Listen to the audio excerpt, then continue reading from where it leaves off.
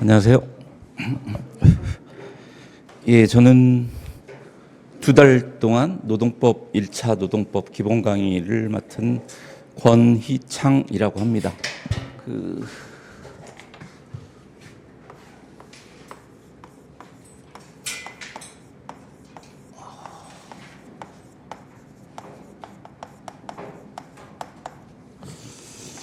제 메일 주소고요. 공부를 하시다가 궁금하신 내용이 있거나 이해가 잘 안 되는 내용이 있으시면 이 메일로 질문을 해주셔도 되고요. 그리고 강의는 기본적으로 한 50분 정도 하고 10분 정도 쉬겠습니다. 그리고 질문은 그때 해주시기 바랍니다. 그 10분 정도 쉴 때 질문을 해주시면 될 것 같고요. 일단 오늘 나눠드린 프린트물 먼저 보시면 노동법 1차 시험범위 다 아시겠지만 일단 노원하고 노투가로 구분이 되어 있습니다. 2차는 그냥 노동법으로 되어 있지만 1차는 노원하고 노투로 구분이 되어 있고요. 일단 노원은 개별적 근로관계법이라고 합니다. 개별적 근로관계법이라고 하고요. 노투는 집단적 노사관계법이라고 합니다. 그래서 노원에서 가장 기본적인 법은 근로기준법이고요.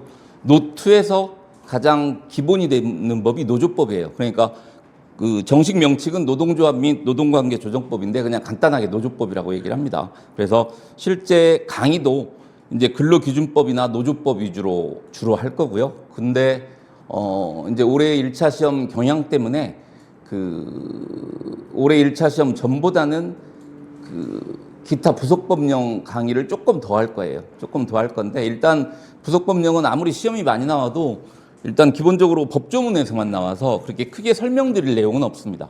크게 설명드릴 내용은 없는데 이제 이 출제가 이제 작년보다 훨씬 부속법령에서 시험 출제가 많이 됐죠. 그래서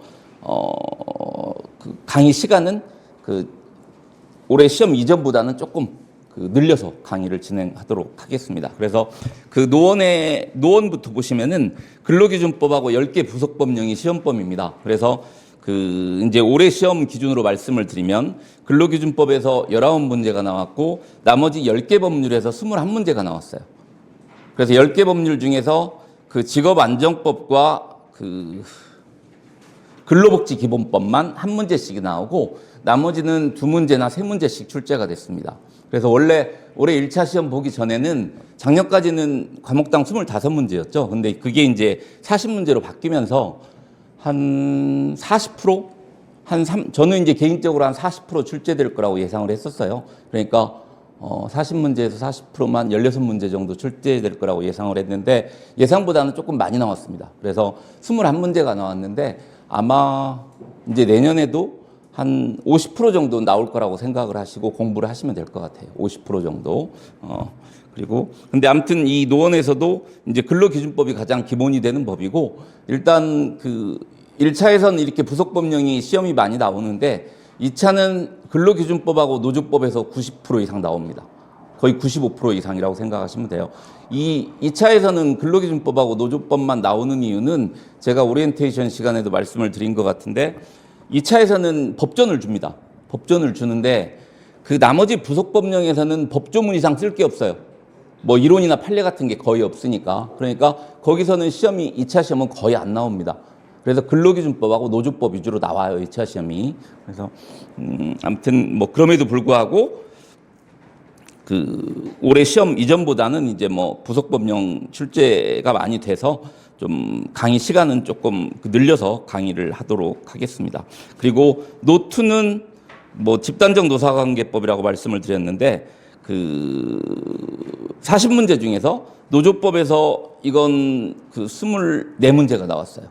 24문제가 나오고 나머지 부속법령이 4개입니다. 4개인데 이것도 4문제씩에서 16문제가 나왔습니다. 이건 똑같이 4문제씩이 나왔어요. 그래서 여기도 마찬가지로 이전에는 이제 1문제씩 나왔어요. 이 노원에 있는 근로기준법 그리고 노투에 있는 노조법 말고 나머지 법들은 거의 지금까지 1문제씩 나왔었어요. 근데 이제 올해 이제 문제 수가 40문제로 늘어나면서 이제 출제 문항 수가 좀 늘어난 거죠. 그래서 이것도 노투도 마찬가지로 앞으로는 계속 한 40% 정도 출제될 거라고 생각을 하시고 공부를 하시면 될 것 같습니다. 그래서 상대적으로 특히 노트에 나와 있는 부속법령은 노동위원회법, 근로자 참여 및 협력 증진에 관한 법률, 교원의 노동조합 설립 및 운영 등에 관한 법률, 공무원의 노동조합 설립 및 운영 등에 관한 법률 이렇게 돼 있죠. 근데 각 법들이 조문 자체가 몇 개 안 돼요. 많아봐야 한 30-40개 정도 됩니다. 그래서 상대적으로 이 노원에 나와 있는 부속법령보다 시행령이 더 많이 나옵니다. 올해도 더 많이 나왔죠. 시행령이 상대적으로. 그래서 조문 수가 몇 개 안 되니까 그 시행령에서 많이 나올 수밖에 없어요. 상대적으로. 그래서 그것도 공부하시면서 조금 고려를 해서 이제 강의를 할 때도 그 시행령을 조금 그 이전보다는 많이 말씀을 드리도록 하겠습니다. 그래서 과목의 특성, 근기법, 근로기준법은 최저 근로조건을 정한 게 근로기준법입니다. 최저 근로조건을 정한 게 근로기준법이어서 이제 암기사항이 상대적으로 많다라는 거죠. 암기사항이 상대적으로 많고 최저 기준은 딱 하나죠. 그래서 이제 구체적이고 이르적이라는 성격이 좀 있고요. 그리고 노조법은 정식 명칭을 아까 말씀드렸지만 노동조합 및 노동관계 조정법입니다. 그러니까 말 그대로 관계를 조정해 주는 거고, 이 노조법과 관련해서는 관계자가 근로자, 노동조합, 사용자, 그리고 일반 국민도 이제 노조하고 사용자가 단체 기습이 결렬돼서 쟁의행위라거나 파업을 하면 영향을 받을 수밖에 없죠. 그래서 관계자가 상대적으로 많을 수밖에 없어요. 그래서 근로기준법에 비해서는 이해해야 될 내용이 상대적으로 많습니다. 근데 1차 차원에서는 어차피 가장 중요한 게 법조문이고 그 다음에 판례입니다. 그래서 1차 차원에서는 큰 차이는 없습니다. 나중에 2차 공부하실 때는 이제 근로기준법이 노조법보다는 조금 더 이제 이해해야 될 내용이 많다라고 생각을 하시면 될 것 같아요.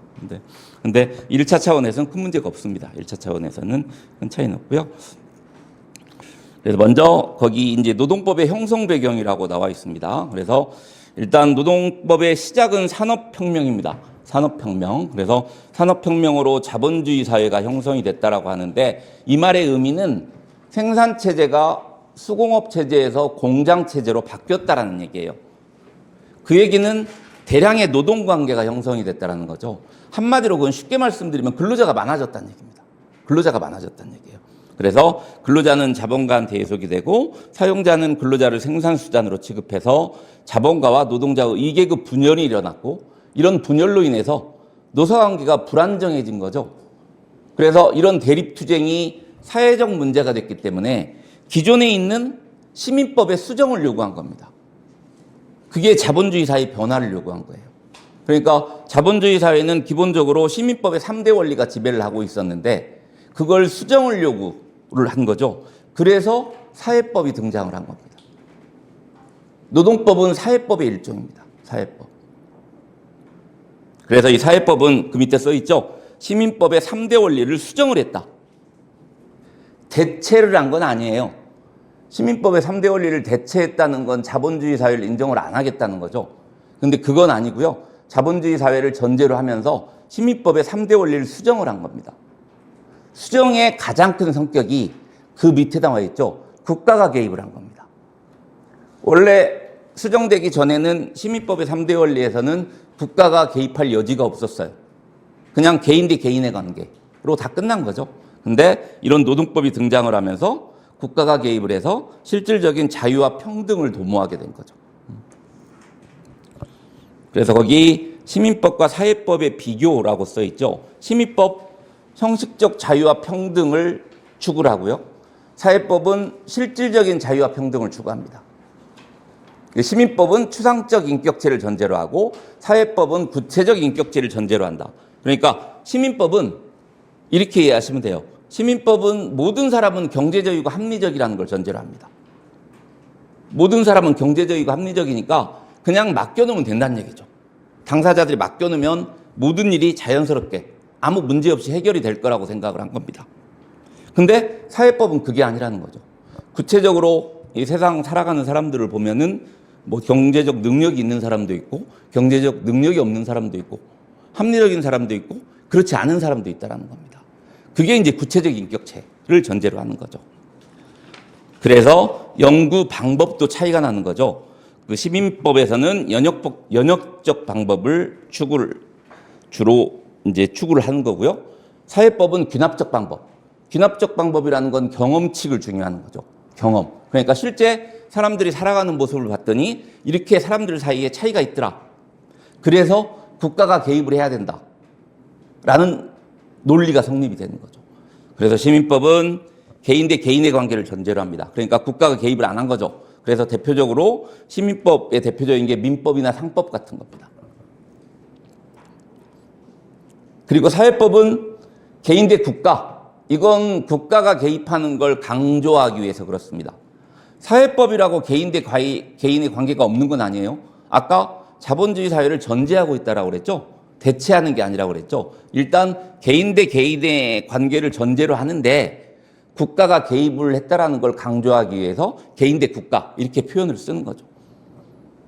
그래서 대표적인 사회법으로는 우리가 배우는 노동법, 뭐 경제법, 뭐 사회보장법 이런 것들이 사회법의 일종이라고 봅니다.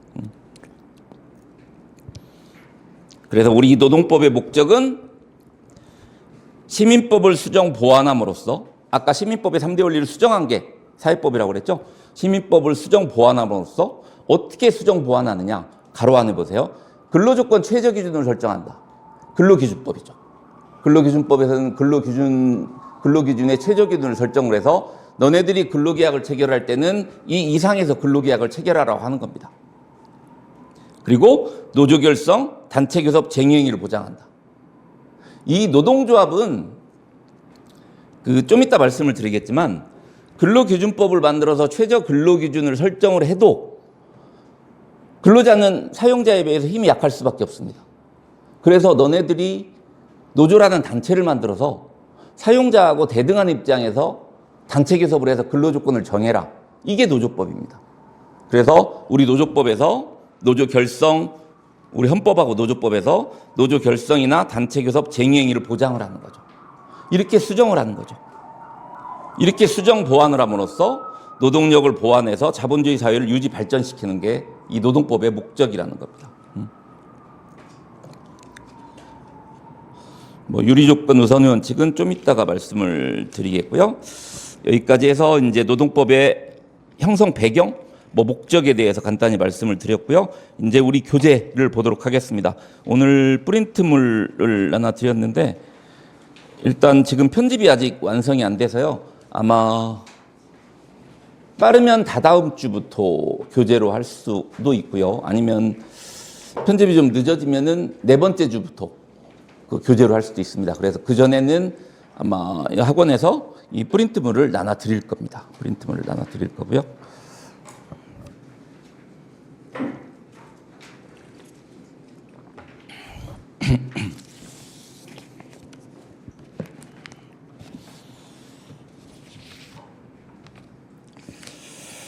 노동법 총론이라고 되어 있습니다. 노동법 총론.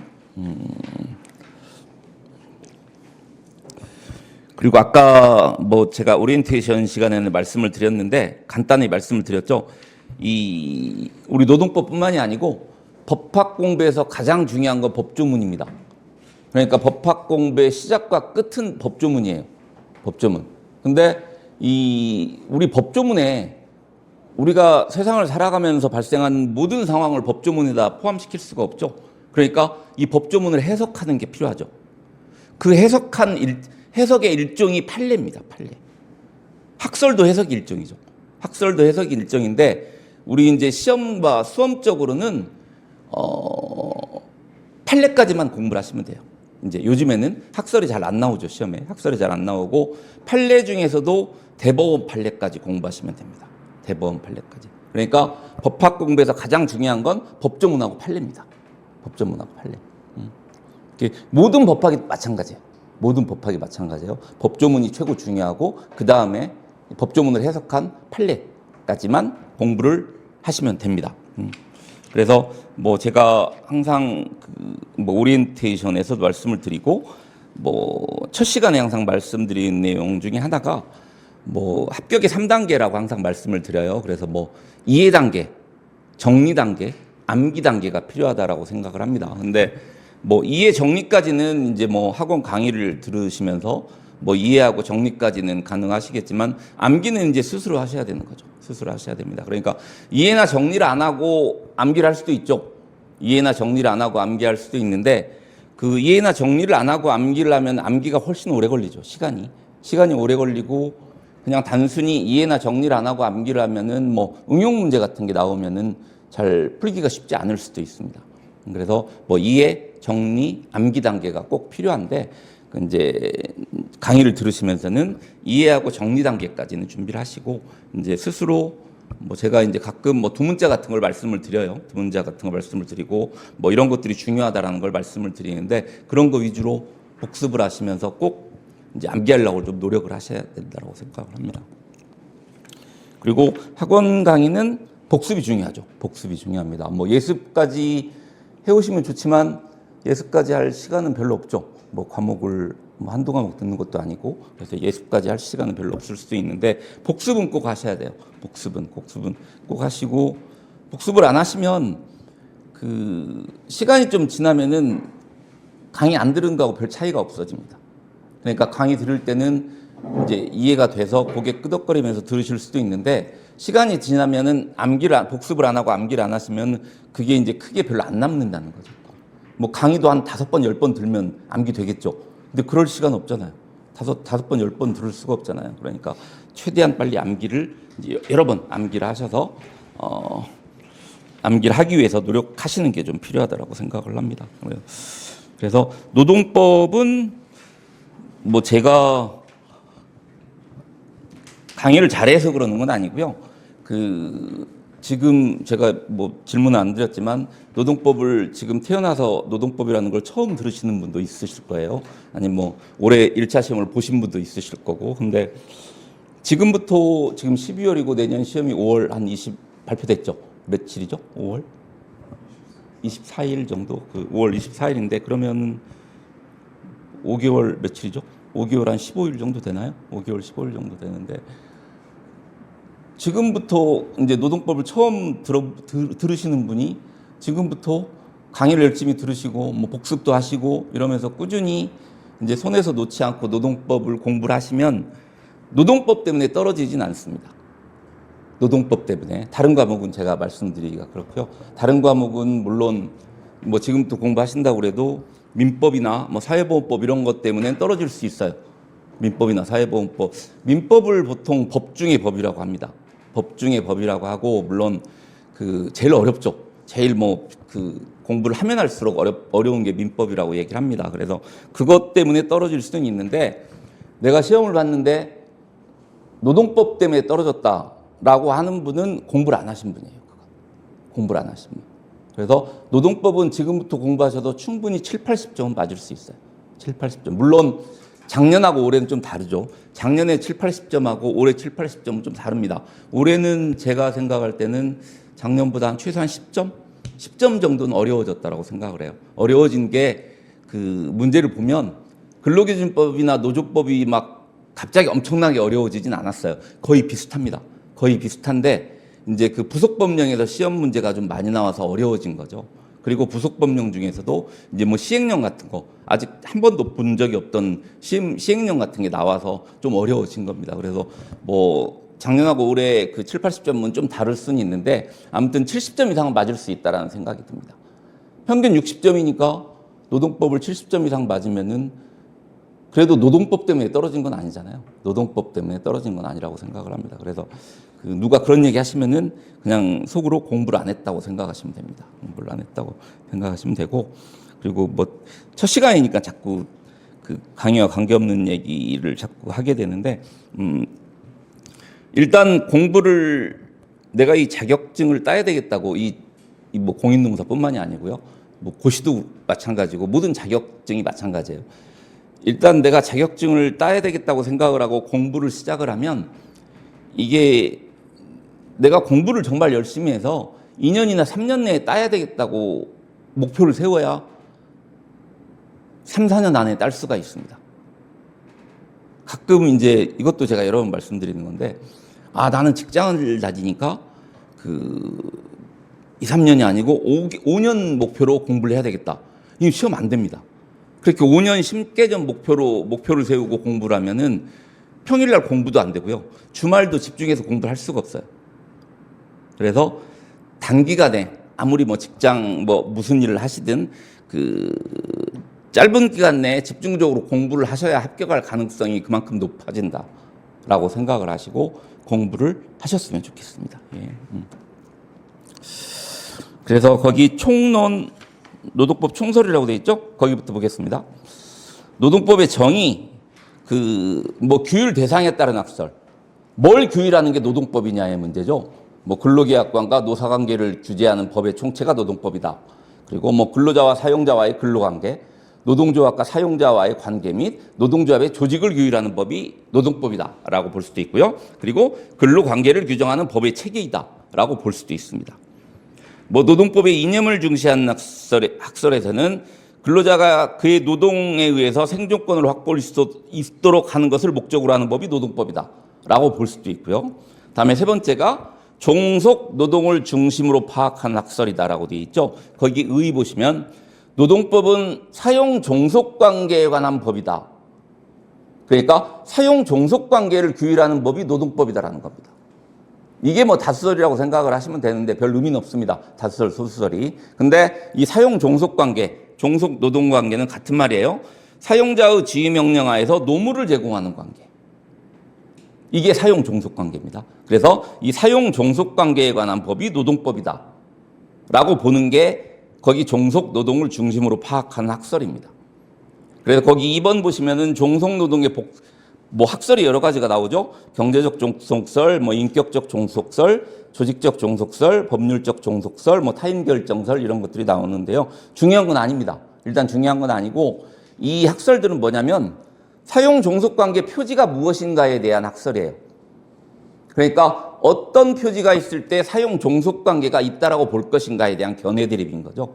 그래서 경제적 종속설은 거기 두 번째 줄 경제적 불평등이 있을 때 사용 종속 관계가 있다라고 보겠다라는 거죠. 그리고 인격적 종속설은 세 번째 줄 노동자에 대한 인격적 지배가 있으면 사용 종속 관계가 있다라고 보겠다라는 겁니다. 조직적 종속설, 조직권의 복종이 있으면은 사용 종속 관계가 있다라고 보겠다라는 거고요. 법률적 종속설, 사용자가 노동력에 대한 관리 처분권을 갖고 있으면은 사용 종속 관계가 있다라고 보겠다라는 거고요. 타인 결정설, 사용자의 지시에 따라서 노동의 내용이 결정이 되면은 사용 종속 관계가 있다라고 보는 겁니다. 그래서 노동법은 사용 종속 관계에 관한 법이다. 이게 다수설이고 판례 입장이라고 합니다. 판례 입장. 근데 이 노동법의 정의는 이걸 다 합한 거죠. 이걸 다 합한 거라고 생각하시면 됩니다. 그래서 근로자의 생존권 확보를 위해서 노동관계를 규율하는 법규범의 총체 이렇게 다 합해서 정의하는 게 가장 중요하겠죠. 근로자의 생존권 확보를 위해서 노동관계를 규율하는 법규범의 총체다라고 생각하시면 될 것 같고요. 거기 그 다음 페이지 보시면 그 판례가 나옵니다. 조금 전에 앞 페이지에서 사용 종속 관계에 관한 법이다. 이게 판례라고 말씀을 드렸죠. 왜 이걸 판례라고 말씀을 드리냐면 판례에 사용 종속 관계라는 표현이 나옵니다. 그래서 판례라고 하는 겁니다. 거기 보세요. 그 다음 판례. 이 판례는 굉장히 중요한 판례입니다. 굉장히 중요한 판례인데 저 뒷부분에 근로기준법상 근로자인지 여부를 판단하는 기준에 다시 나와요. 그때 다시 한번 자세하게 볼 거고요. 거기 첫 번째 줄 보시면 근로기준법상의 근로자에 해당하는지 여부는 계약의 형식이 고용계약인지 도급계약인지보다 그 실질에 있어서 근로자가 사업장에 임금을 목적으로 종속적인 관계에서 사용자에게 근로를 제공했는지 여부에 따라서 판단한다. 라고 되어 있습니다. 거기 나와 있죠? 종속적인 관계. 이게 사용 종속 관계라는 거죠. 그래서 사용 종속 관계가 있어야 근로기준법상 근로자에 해당이 된다라고 보는 겁니다. 사용 종속 관계가 있어야. 그래서 거기 세 번째 줄 끝에 보시면 여기에서 종속적인 관계가 있는지 여부는 거기서부터 쭉 한번 읽어보세요. 끝까지.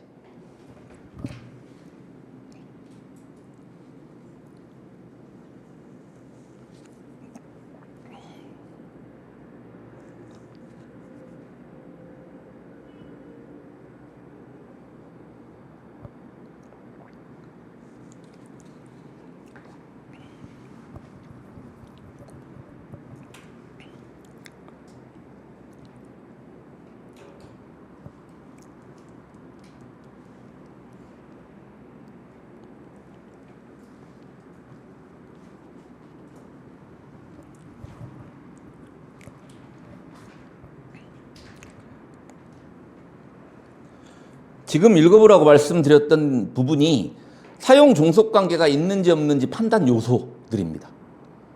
그런 여러 가지 판단 요소들을 고려해서 종합적으로 사용 종속 관계가 있는지 없는지 판단을 하겠다라는 거죠. 그래서 사용 종속 관계가 있으면 근기법상 근로기준법상 근로자로 보겠다라는 거고요. 없으면 근로기준법상 근로자가 아니라고 보는 거죠. 뒤에 다시 말씀드리겠지만 근로기준법상 근로자로 본다라는 의미는 뭐냐면 근로기준법상 근로자에 해당이 돼야 근로기준법의 보호를 받을 수가 있어요. 그러니까 이 사람이 근로기준법의 보호를 받을 수 있는 사람인가 없는 사람인가를 판단하는 기준이 되는 거죠. 근로기준법상 근로자가 아니라면 근로기준법 보호를 받을 수가 없어요. 나중에 노동조합법에도 근로자가 나옵니다. 그래서 노조법상 근로자 개념도 있어요. 근데 이 노조법상 근로자 개념은 무슨 얘기냐면 노조법상 근로자 개념에 해당이 돼야 단결권, 단체교섭권, 단체행동권을 행사할 수가 있습니다. 노동 3권을 행사할 수 있는 사람인가 아닌가를 판단을 하기 위해서 노조법에 노조법상 근로자 개념을 두고 있는 거죠. 근데 근로기준법에 근기법상 근로자 개념을 두고 있는 이유는 이 사람이 근로기준법에 의해서 보호를 받을 수 있는 사람인가 아닌가를 판단하기 위해서 그렇다는 겁니다. 다음에 노동법의 특수성입니다. 첫 번째, 노동의 특수한 상품성. 노동도 상품이라는 거죠. 근데 사람은 인격이 있죠. 그래서 특수한 상품이라는 겁니다. 그래서 특별한 배려가 필요하다라는 거고요. 두 번째, 집단자치성. 노동법은 근로자와 사용자 간의 근로계약 관계에 개입은 하되 그 최저 기준만을 규정을 하고 이게 근로기준법이죠. 근로자의 노동 3권을 보장함으로써 단체협약이라는 자율입법을 기대하는 전제로서의 집단자치성을 갖춘다. 그러니까 집단적 노사관계법을 고려를 하면은 노동조합이란 단체를 통해서 사용자하고 교섭을 해서 근로조건을 정하잖아요. 그래서 집단자치성이라고 하는 거죠. 이게 이제 두 번째 특성이고요. 세 번째, 아까 시민법 원리가 수정됐다라고 말씀을 드렸죠. 시민법 원리가 수정되기 전에는 시민법의 3대 원리는 계약자의 원칙, 과실책임의 원칙, 소유권 절대 원칙입니다. 이게 시민법의 3대 원리예요. 이 시민법의 3대 원리는 국가가 개입할 여지가 없었어요. 근데 아까 사회법이 등장을 하면서 국가가 개입을 했다고 그랬죠. 국가가 개입을 했다라는 의미가 공법적 측면이 강화된 거죠. 그래서 우리 노동법은 공법과 사법이 교착된 법 여경이라고 합니다. 이 말을 다른 말로 하면 거기 나와 있듯이 시민법 원리가 수정됐다라는 거하고 같은 말이에요.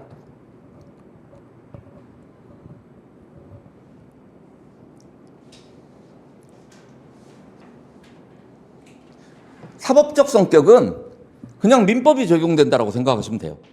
사법적 성격은 민법이 적용되는 거라고 생각하시면 돼요. 근데 공법적 성격은 뭘까요? 개별적 근로관계나 집단적 노사관계에 국가가 개입을 하는 거죠. 그리고 뭔가 기준을 제시하고 그 기준을 준수하지 않으면은 처벌을 하고 이런 게 공법적 성격입니다. 우리 노동법에는 다 그런 성격이 다 있다라는 거죠. 이런 공법적 성격과 사법적 성격이 다 있다라는 겁니다. 그래서 공법과 사법의 교착이 우리 노동법의 특수성이라는 겁니다. 다음에 노동법의 경향이라고 나와 있습니다. 첫 번째, 관습적 기원의 경향. 노동법은 현실적인 노동 관습이나 노동 관행에 의해서 생성되는 성격을 가지고 있다.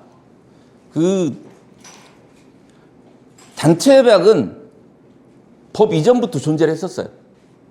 근데 이제 법에서 인정을 한 거죠. 그래서 관습적 기원의 경향이라고 하는 거죠. 그걸.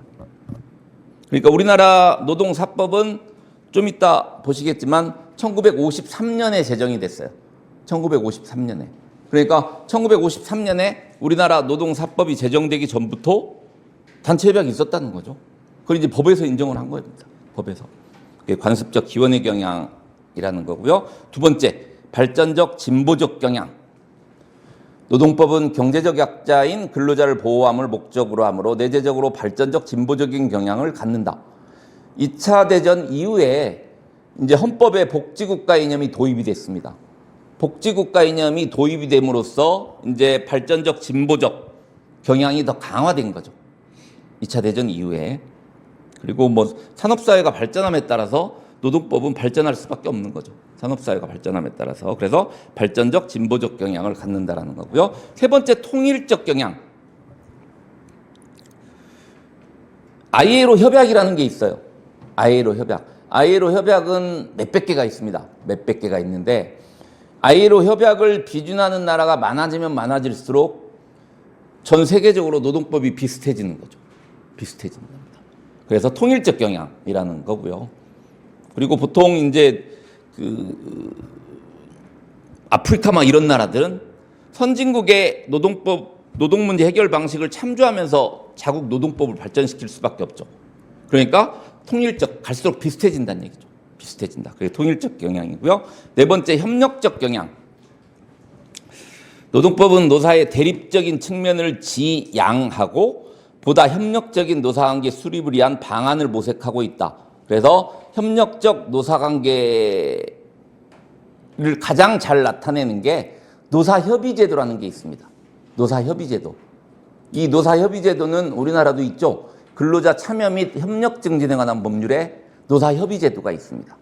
그래서 그 상시 근로자 30인 이상인 사업장에서는 반드시 노사협의회를 만들도록 돼 있어요. 그래서 그런 법을 통해서 협력적 경향이 있다라는 걸 볼 수 있다라는 거고요. 다음에 노동법의 체계입니다. 뭐 거기 첫 번째 근대 시민법과의 관계, 시민법 사회법은 아까 말씀드렸죠. 뿌림뜸을 해서. 두 번째, 사회법과의 관계. 노동법, 경제법은 아까 사회법의 한 부분이라고 그랬죠. 이게 이제 뭐 대다수의 통설이라고 보시면 되고요. 다음에 경제법. 경제법하고 노동법은 둘 다 사회법의 일종입니다. 경제법하고 노동법은 둘 다 자본주의 모순을 해결하기 위해서 등장한 공통점이 있죠. 공통점이 있는데 이제 차이점은 경제법은 현상을 규제합니다. 뭐 듣고 이해만 하세요. 현상을 규제한다는 게 뭐냐면 경제법은 뭐 독점적 행위, 뭐 과점적 행위, 뭐 불공정 행위 이런 것들을 규제하잖아요. 그러니까 현상을 규제한다라고 생각을 하시면 되는데 이 노동법은 근로자의 생활 보장을 위한 법입니다. 근로자의 생활 보장을 위한 법이어서 뭐 사회법이라는 공통점은 있지만 뭐 개별적으로는 이런 차이점이 있다라는 거고요. 다음에 사회보장법. 사회보장법은 근로 능력이 없는 일반 국민의 생활 확보를 위한 법이다. 대표적인 게 국민기초생활보장법이죠. 국민기초생활보장법은 이제 대표적인 사회보장법이에요. 그건 근로자인지 여부 따지지 않습니다. 근데 우리 근로기준법이나 노조법은 아까 근기법상 근로자, 근기법상 노조법상 근로자 이렇잖아요. 근로자여야 노동법의 보호를 받을 수가 있어요. 근데 사회보장법은 근로자가 아니어도 우리나라 국민이면 보호를 받을 수가 있다는 얘기죠. 그런 차이가 있다는 거고요. 이해만 하시면 됩니다. 시험은 안 나옵니다. 이런 건. 다음에 이제 노동법의 구분입니다. 노동법의 구분. 아까 말씀드렸죠. 노1은 개별적 근로관계법이고 노2는 집단적 노사관계법이라고 말씀드렸어요. 그래서 우리 노동법을 뭐 크게 뭐 개별적 근로관계법, 집단적 노사관계법으로 구분할 수가 있는데 먼저 개별적 근로관계법. 거기 첫 번째 줄 있죠? 헌법 32조에 근거해서 사용자의 행위를 규제함으로써 개개 근로자를 개별적으로 보호한다. 밑줄 그어주세요. 거기. 그러니까 그냥 간단하게는 근로기준법의 헌법상 근거조문은 헌법 32조입니다. 아까 근로기준법은 뭐라고 그랬죠? 최저 근로조건을 정한 법이라고 그랬죠. 이 개별적 근로관계법의 당사자는 근로자하고 사용자예요. 그러니까 이 사용자가 최저 근로조건을 정한 근로기준법을 준수하고 있느냐 준수하고 있지 않느냐 이걸 본다라는 거죠. 그 표현이 그겁니다. 사용자의 행위를 규제함으로써 개개 근로자를 개별적으로 보호한다. 그래서 이 개별적 근로관계법은 강행법적 성질이 많습니다. 이 강행법적 성질이 많다라는 건 뭐냐면 위반을 하면 처벌을 해요. 근로기준법을 준수하지 않으면 처벌하는 경우가 많아요. 처벌하는 경우가 많아요. 그리고 이걸 위반하지 않도록 국가에서 행정적 감독을 하는 거죠. 이게 강행법적 성질입니다. 그래서 개별적 근로관계법에서도 처벌 규정 없는 거 있어요. 근데 강행법적 성질이 좀 많다라는 거죠. 상대적으로 그렇게 이해하시면 될 것 같고요. 다음에 집단적 노사관계법입니다. 집단적 노사관계법, 그러니까 노조법이죠. 노조법의 헌법상 근거조문은 헌법 33조입니다. 거기 헌법 33조에 근거해서 노동조합이라는 단체를 통해서 스스로 자주할 수 있는 수단을 보장함으로써 근로자들을 집단적으로 보호한다. 여기도 밑줄 그어두세요. 이게 개별적 근로관계법하고 차이죠. 아까 뭐라고 말씀드렸죠? 근로기준법이 먼저 생겨났는데 최저 근로조건을 설정을 해놓고 너네가 사용자하고 개별적으로 근로계약을 체결해서 근로조건을 정해라. 이거죠. 근데 최저 근로조건을 설정했다고 해도 근로자는 사용자보다 경제적으로 힘이 약할 수밖에 없어요. 그러니까 너네가 노조라는 단체를 만들어서 사용자하고 대등한 입장에서 단체 교섭을 해서 근로조건을 정해라. 이게 노조법입니다. 그래서 거기 두 번째 줄 끝에 그런 말이 나오죠. 현대 노동법의 특수성과 독자성을 잘 드러내는 영역은 집단적 노사관계법이고, 이게 노조법으로 바꿔도 돼요. 노조법이고, 노조법은 근로기준법을 보강하는 역할을 한다. 근로기준법으로 근로자 보호가 쉽지가 않으니까 노조법을 만들었다는 거죠. 그렇게 이해하고 넘어가시면 될 것 같고요. 그래서 이 집단적 노사관계법은 조금 전에 개별적 근로관계법의 당사자는 근로자 대 사용자라고 그랬죠. 여기 집단적 노사관계법은 노조 대 사용자입니다. 당사자가. 그리고 노조 대 사용자고 조금 전에 개별적 근로관계법은 강행법적 성질이 많다라고 그랬는데 여기는 상대적으로 의무 규정이 많아요. 의무 규정이. 그러니까 중요한 건 노사 자치 추구입니다. 여기서는. 노사 자치를 추구하기 때문에 개별적 근로관계법에 비해서는 상대적으로 의무 규정이 많을 수밖에 없죠. 이 의무 규정이 많다는 얘기는 개별적 근로관계법에 비해서 국가에서 간접적으로 개입을 한다는 얘기입니다. 간접적으로. 아까 개별적 근로관계법은 주로 직접적으로 개입을 해서 뭐 위반을 하면 벌칙을 부과하고 국가에서 행정적 감독을 한다라고 말씀을 드렸잖아요. 그죠?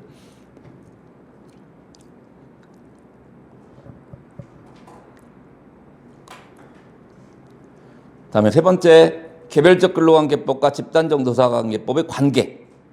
헌법상 근거조문도 다르고 규율 원리도 다릅니다. 개별적 근로관계법하고 집단적 노사관계법은. 근데 세 번째 줄 끝에 보세요. 양자는 모두 근로자의 인간다운 삶의 확보를 목적으로 한다는 점에서 상호 보완적인 관계에 있다라고 하는 거죠.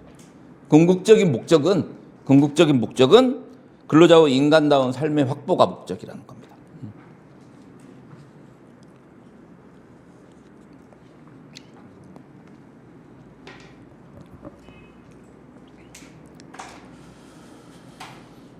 다음에 노동법의 법원입니다. 법원. 이 법원은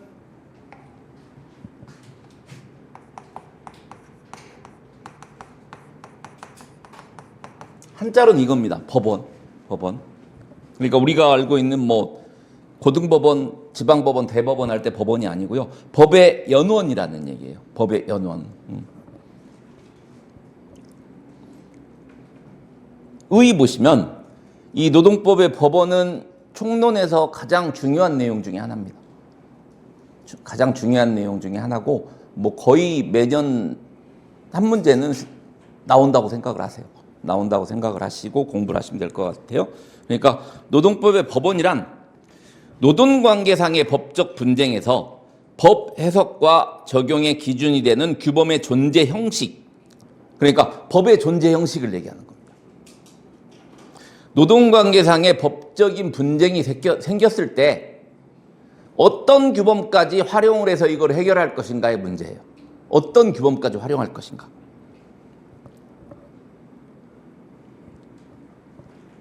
그래서 거기 세 번째 줄에 법원의 종류로는 뭐 헌법, 법령, 노동관습법, 단체협약, 취업규칙, 조합규약 이런 것들은 이설이 없는 것들이에요. 다 노동법의 법원이라고 인정을 하는 것들이죠. 노동법의 법원이라고 인정을 하는 것들입니다. 예, 그 다음 페이지 보시면 법원의 유형이 나옵니다. 성무법, 헌법 32조, 헌법 33조, 기타 노동관계 법령, 뭐 근로기준법, 노조법, 뭐 시행령 이런 거 있죠. 거기까지 다 이제 그 노동법의 법원이 되는 거고요. 두 번째가 ILO 협약입니다. ILO 협약. 우리 헌법 6조 1항에는 조약과 일반적으로 승인된 국제법규는 국내법과 동일한 효력이 있다라고 되어 있습니다. 조약과 일반적으로 승인된 국제법규는 국내법과 동일한 효력이 있다. 조약은 보통 국회 동의를 받으면 국내법하고 동일한 효력이 있는 거예요. 그래서 ILO 협약도 거기 있죠. 비준 협약의 경우 법원이 된다. 거기 밑줄을 그어두세요. ILO 협약이 아까 몇백 개가 있다라고 말씀을 드렸죠. 그 몇백 개 협약을 다 우리나라가 비준한 게 아니에요. 그 중에 비준한 것만 우리 노동법의 법원이 된다는 거죠. 비준은 그냥 국회 동의라고 생각하시면 됩니다. 비준은. 그래서 만약에 시험에 ILO 협약은 노동법의 법원이다. 그러면은 이건 틀린 질문이죠. 틀린 질문입니다. ILO 비준 협약은 우리 노동법의 법원이다. 이런 맞는 질문이고요. 네. 다음에 노동관습법입니다. 노동관행은 그 작업 현장에서 장기간 반복 갱신된 처리 방법이죠. 작업 현장에 노동관행이라는 건 뭐 작업 현장에서 근로 조건이나 직장 규율 등에 관해서 장기간 반복 갱신된 처리 방법, 이게 노동관행입니다. 근데 이런 노동관행이 전부 다 노동관습법이 되는 건 아니고요. 일정한 요건이 필요합니다. 그게 거기 나와 있죠. 판례입니다. 판례. 보세요. 첫 번째 줄. 노동관행이 기업에서 일반적으로 근로관계를 규율하는 규범적 사실로서 명확히 승인되거나 기업 구성원이 아무런 이유도 제기하지 않고 기업 내에서 사실상 제도로서 확립된 경우, 이때는 노동관행이 노동관습법이 돼서 노동법의 법원이 된다라는 겁니다. 그러니까 노동관행이 다 노동관습법이 돼서 법원이 되는 건 아니란 얘기죠. 그렇죠? 노동관행 중에서 이런 요건이 있어야 된다는 얘기입니다. 요건.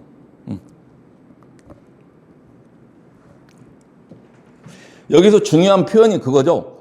규범적 사실로서 명확히 승인. 그리고 또 하나는 기업 내에서 사실상 제도로서 확립. 이거죠. 이게 가장 중요한 표현입니다. 2차 시험에서는 이렇게 중요한 표현을 암기를 하셔야 되는 거죠. 암기를 해야 시험장에서 쓸 수가 있는 거잖아요. 그렇죠? 그러니까 이런 판례 같은 건 법전에 안 나오잖아요. 시험 볼 때 법전 준다라고 그랬죠. 근데 이런 판례들은 안 나와요. 다 암기를 하셔야 되는 거예요. 중요한 판례는. 요즘에는 다 판례를 활용해서 이제 사례 문제 같은 게 나오니까 판례를 다 암기하고 계셔야 돼요. 중요 판례는.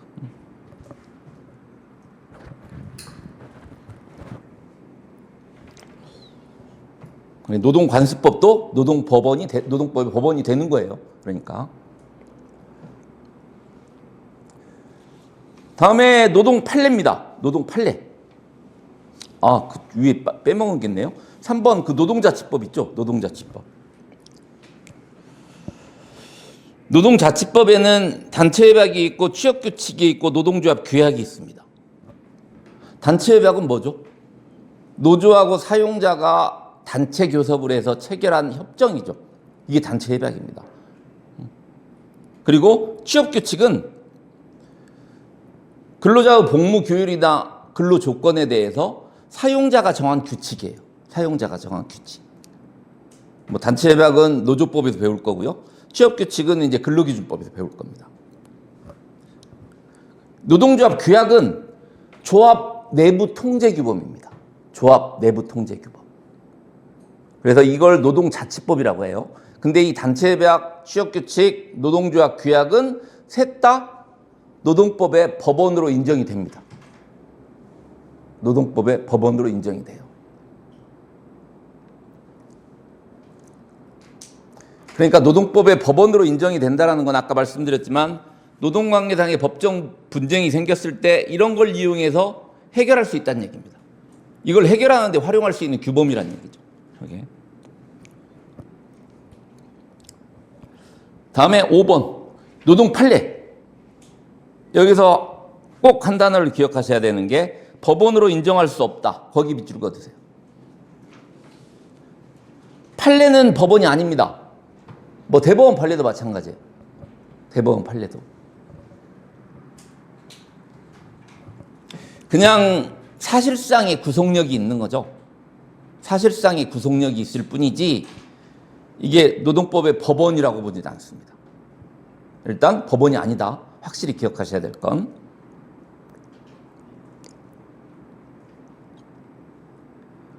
다음에 행정해석입니다. 행정해석. 행정해석이란 행정기관 내부의 사무처리 기준을 정한 데 불과하므로 국민이나 법원을 구속할 수 없다. 판례죠. 이 말은 행정해석도 노동법의 법원이 아니라는 얘기입니다. 행정해석도 노동법의 법원이 아니다.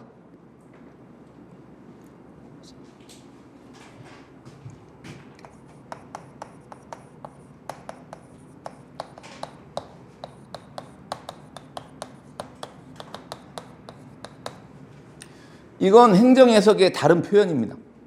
이렇게 써놓으세요. 지리회시, 지침, 예규라고 나와도 이건 행정해석이라고 생각하시면 돼요. 그러니까 이것도 노동법의 법원이 아니라는 거죠. 법원이 아니라는 거죠. 행정해석의 다른 표현이다라고 생각하시면 됩니다.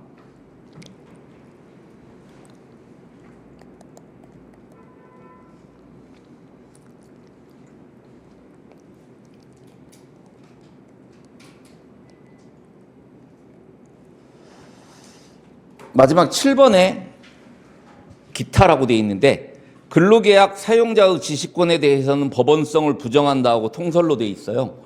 근데 이건 요즘에는 가끔 시험에 나오는 게 뭐냐면 근로계약도 노동법의 법원으로 보시는 교수님이 계세요. 그러니까 그 교수님이 출제위원으로 들어가면 법원으로 나오는 경우도 있습니다. 상대적으로 판단을 하셔야 돼요. 이거.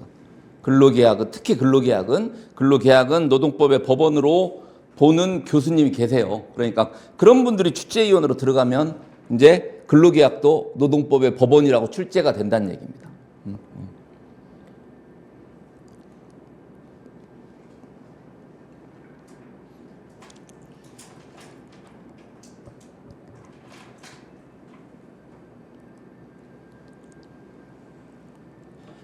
다음 세 번째. 법원 간 충돌 시 효력 관계입니다. 법원 간 충돌 시 효력 관계. 이건 일단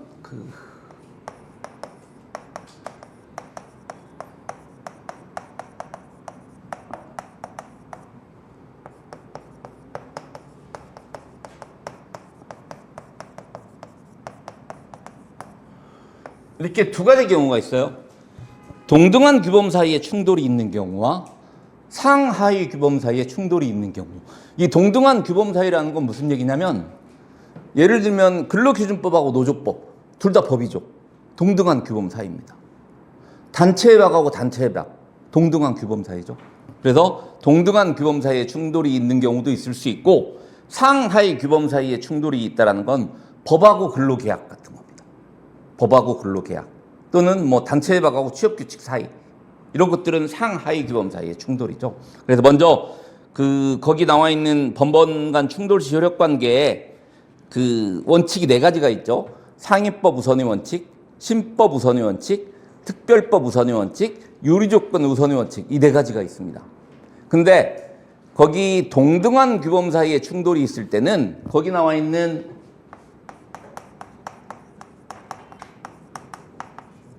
신법 우선 원칙과 특별법 우선 원칙이 적용이 됩니다.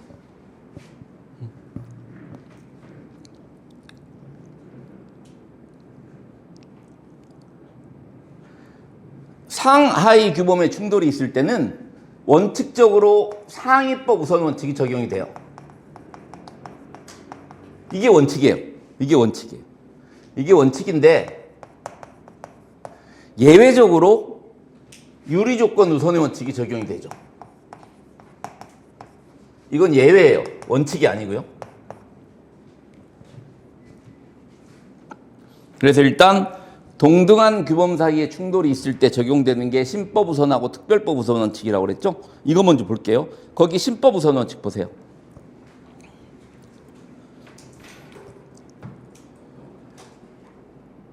최근에 제정된 법은 그 이전에 제정된 법에 우선하여 적용한다는 원칙이다. 만약에 근로기준법이 개정이 됐어요. 그러면 개정된 법이 우선적으로 적용되겠죠. 그렇죠? 그 얘기입니다. 그게 이제 신법 우선 원칙이라는 얘기예요. 그리고 또 하나 예를 든 게 뭐죠?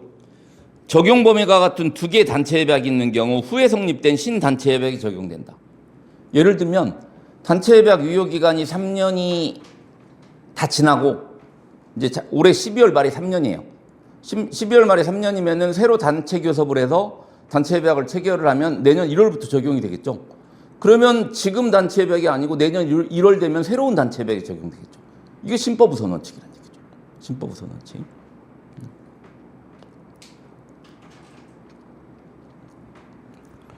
다음에 동등한 규범 사이에 충돌이 있을 때 적용되는 두 번째가 특별법 우선 원칙이 있습니다.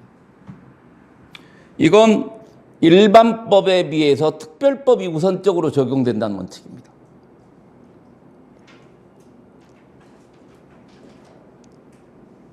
근로기준법은 민법의 특별법이에요. 그러니까 민법하고 근로기준법이 충돌이 있으면 근로기준법이 우선적으로 적용이 됩니다. 특별법이니까. 근데 일단 뭐 이해를 돕기 위해서 말씀을 드리면 일반법은 적용 범위가 넓어요. 특별법은 적용 범위가 좁습니다. 보통 가장 대표적인 사법의 일반법이 민법입니다. 민법. 민법은 모든 사인한테 적용이 되는 게 민법이에요. 근데 상법이라는 게 있죠. 상법은 누구한테 적용이 되는 거냐면 상인들 사이의 거래에 적용이 돼요. 상인들 사이에. 그러면은 모든 일반인한테 적용되는 민법하고 상인 거래에 적용되는 상법하고 적용 범위가 뭐가 넓죠? 뭐가 좁죠? 상법이 적용 범위가 좁죠. 그러니까 상인들이 거래를 하면 민법이 아니고 상법이 적용된다. 이게 특별법 우선 원칙입니다. 그리고 민법하고 근로기준법도 마찬가지죠. 아까 뭐라고 그랬죠? 근로기준법은 금기법상 근로자여야 그리고 금기법상 사용자여야 적용이 됩니다. 적용 범위가 적죠. 그러니까 민법은 근로기준법은 민법의 특별법일 수밖에 없는 거죠. 거기 첫 번째 줄 끝에 보세요. 또 예를 든 게 뭐냐면 선언법의 근로기준법과의 근로기준법에 대한 관계. 근로기준법은 아까 말씀드렸지만 민법에 대해서는 특별법이지만 이 근로자한테 적용되는 법으로서는 근로기준법이 일반법 역할을 하는 거예요. 선언법은 근로자 중에서도 선원의 근로조건에서 정한 게 선언법입니다. 그러면 선언법이 근로기준법보다 적용 범위가 좁죠. 그러니까 선언법하고 근로기준법하고 충돌이 있으면 선언법이 우선적으로 적용됩니다. 근데 선언법에 규정이 없으면 근로기준법이 적용이 돼요. 선언도. 특별법 우선 원칙에 따라서 선언법에 규정이 있으면 선언법이 우선적으로 적용이 되는데 선언법에 규정이 없으면 그 선언에 대해서도 근로기준법이 적용되는 거죠. 그리고 두 번째 예는 아직 이해가 안 가실 수도 있는데 한 회사에는 사업장이 여러 군데가 있잖아요. 그죠? 그러면은 사업장 단위 단체 협약하고 기업 단위 단체 협약하고 뭐가 적용 범위가 좁죠? 사업장 단위가 좁죠. 그러니까 사업장 단위 단체 협약하고 기업 단위 단체 협약하고 충돌이 일어나면 사업장 단위 단체 협약이 특별법으로 우선 적용된다는 겁니다. 그래서 일단 지금 말씀드린 예도 다 이해를 하셔야 돼요. 다 예도 이해를 하셔야 되는데 가장 먼저 기억을 하셔야 될 건 동등한 규범 사이에서는 신법 우선 원칙하고 특별법 우선 원칙이 적용이 된다는 겁니다. 유리조건 우선 원칙은 동등한 규범 사이에 충돌이 있을 때 적용 안 돼요. 유리조건 우선 원칙은. 그래서 다음에 이제 상하의 규범 사이에 충돌이 있을 때는 원칙은 거기 1번에 나와 있는 상위법 우선 원칙이 적용이 됩니다. 그 규범을 상위법 순서대로 말씀을 드리면 거기 나와 있듯이 헌법이 최상이고요. 그 다음 법률이고, 그 다음 시행령, 그 다음 단체협약, 취업규칙, 근로계약, 사용자의 지시, 이런 식이죠. 이런 순서입니다. 그래서 만약에 법률하고 시행령이 충돌이 되면 법률이 우선적으로 적용이 되고, 법률하고 단체협약의 충돌이 있으면 법률이 우선적으로 적용되고, 근로기준법하고 근로계약의 충돌이 있으면 원칙적으로 근로기준법이 우선 적용이 돼요. 그러니까 이게 상하의 규범사의 충돌이 있으면 상위법 우선 원칙이 원칙이라는 겁니다. 이게. 근데 예외적으로 유리원칙이 적용이 돼요. 예외적으로. 보세요. 거기 4번 보시면